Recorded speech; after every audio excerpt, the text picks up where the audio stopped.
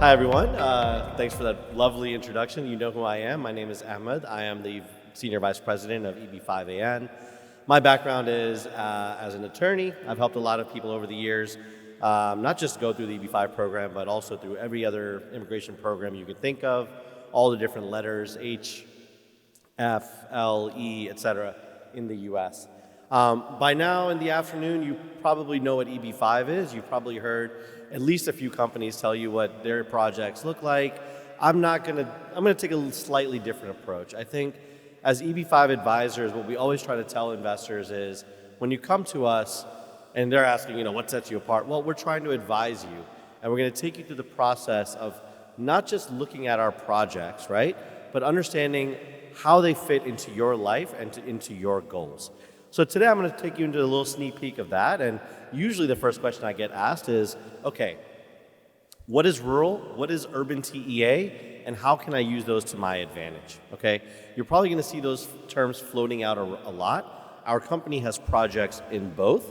I'm going to try to educate you a little bit on the differences between the two and what you could be looking for if you're an active investor or you know someone who might be. Firstly, let's just talk about what those two categories are. If you're looking around at the EB-5 space right now, you're going to see two types of projects, rural and high unemployment. Rural meaning projects that are outside of any major city, high unemployment being projects anywhere in the US that are experiencing high unemployment in that area. Pretty self-explanatory, right? Now, the key thing to remember is there's two distinct advantages that rural projects get. Both of these, both projects in both categories get $800,000 minimum investment, which is the lower amount. But rural gets priority processing, which is helpful to get a green card a little bit faster. And we've seen that in action over the last 2 years. And it gets more visas allotted per year. Now, if you're from most countries around the world, you don't care about that second part. But if you're from a traditionally backlogged country, which is India, China, possibly Brazil, possibly Vietnam, you do care about how many green cards are available every year because you or some of your loved ones who have already gone through the immigration process in the US are probably waiting a long, long time to get their green card. So, there's two ways that you can take advantage of the EB-5 program, right?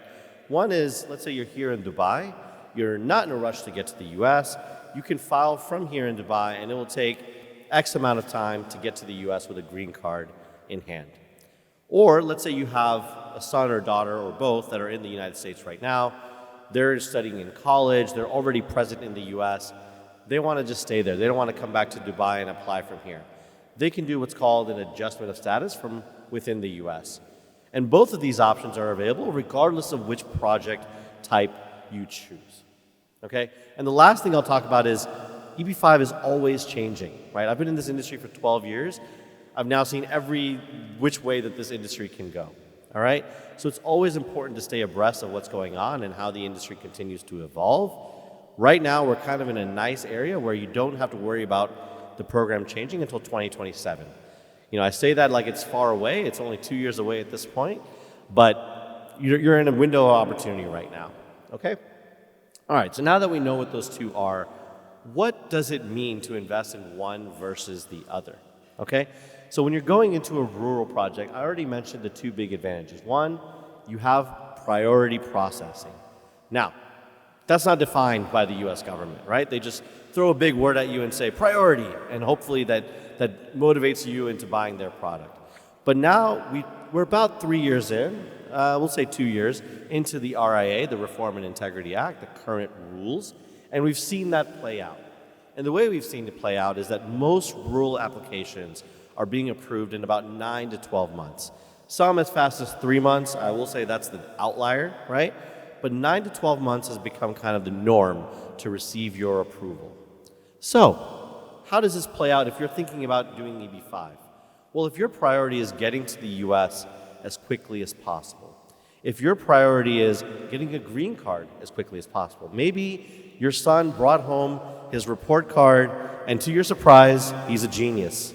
And you say what every other, at least Pakistani parent says, doctor, this kid will be doctor.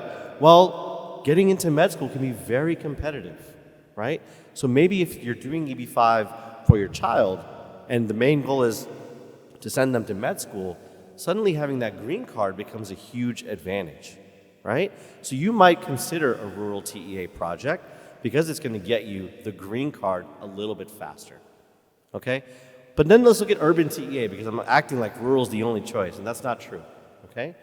Urban TEA has other advantages, and they're usually on the project side. And as you start exploring, you'll see that urban TEA projects typically have maybe shorter terms to return your capital.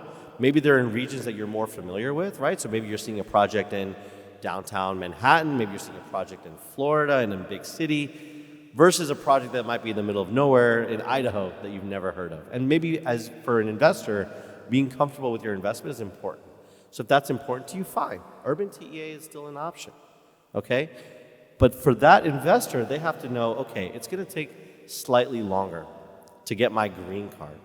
Now, how much longer is that, right? We talked about rural being about 9 to 12 months.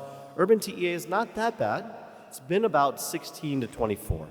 So it's a lot more variance. It is definitely longer, but it isn't that bad. I think what I'm trying to impress on everyone here is when you're doing the EB-5 process, there's a lot of different things that you have to think about. And I think a lot of investors go through this process by saying, you know what, let me find a project, and if it speaks to me, I'll think about doing EB-5.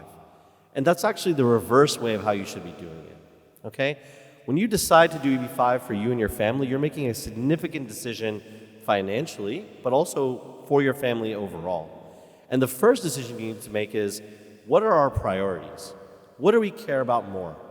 Do we care about making money out of this investment? You're probably looking in the wrong place if that's the case, right? But do we care about getting our green card as fast as possible?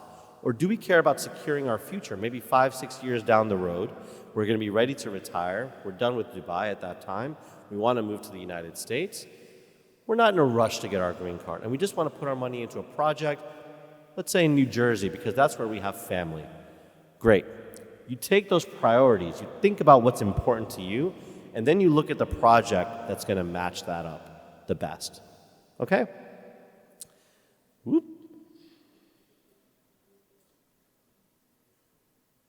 Okay, well, what that slide showed is that a lot of investors have already made that decision. And I think what we were trying to show is that as good as rural is for certain things, the trends have actually shown that a lot of people have chosen urban TEA. Now, my question today was really going to be to ask you guys, why is that, right? And there's definitely some normal kind of reasons for that the slide would have showed. But one of those reasons is that there's just, oh, you think I didn't?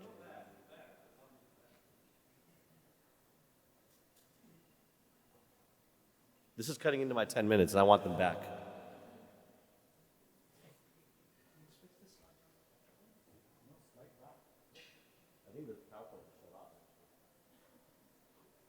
There we go.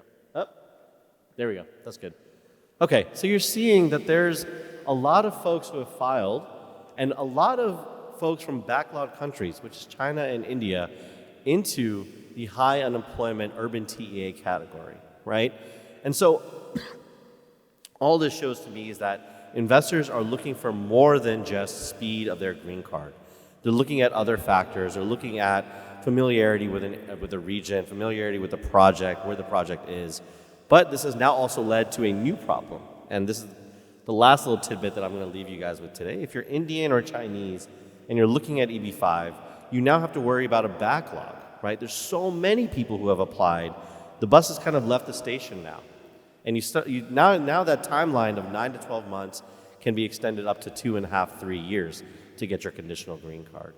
So there's a lot of different factors that go into an EB-5 decision. The type of project you choose, forget about the project itself. The type of project you choose is something that you can do before you even start talking to every regional center and we start throwing you our business cards and trying to sell you about why we're the best and, you know, send you my headshot and hopefully it'll work. Like, there's a lot of other things that you can be doing your homework on that will really educate you about the process and put you in a position to succeed regardless of which project you end up choosing. Just being able to narrow it down by category is a big help to any investor because it's a daunting process. EB-5 is a lot coming at you and everyone's asking for your money, and it's a lot of money that you're putting in. So by kind of categorizing it down and making it a little bit easier to understand, it's only good. I've included some data here. If you want to learn more about the EB-5 program or the projects that we offer, or you just want to talk to me and help me pass my time here in Dubai, I know it's so hard to find things to do here. I'll be in the booth next door. My company is EB5AN, and it's been a pleasure talking to you guys today. So hopefully you learned something. Thank you.